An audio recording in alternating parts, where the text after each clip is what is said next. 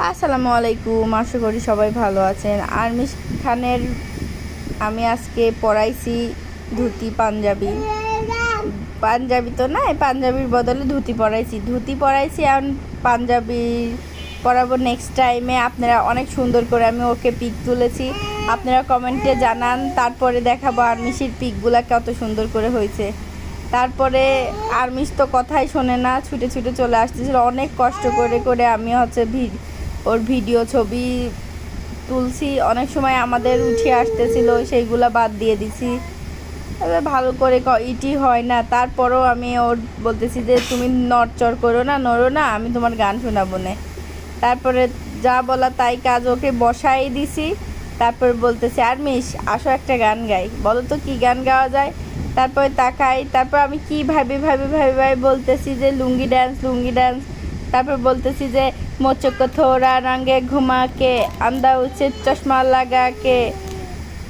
এই লুঙ্গি ডান্স কয়টা আমি মানে ভালো করে গান গাইতে পারি না, তারপরেও চেষ্টা করতেছি ওর সাথে গান গাওয়ার।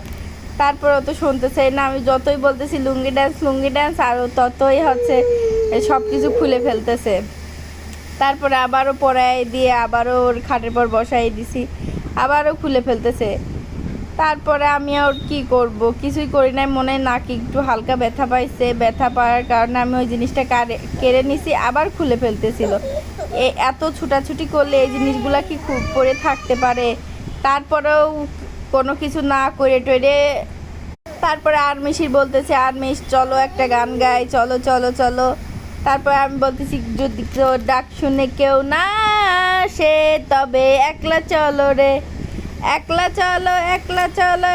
চলো রে, যদি তোর ডাক শুনে কেউ না আসে তবে একলা চলো রে। তারপরে ও তো মনে করেন ছুটে ছুটে একাই চলতেছে। তারপরে আর কি করার, অনেক কষ্ট করে ধুয়ে টুয়ে আবার ওই ইসিতে যাচ্ছে, বলতেছি কি টাটা আল্লাহ।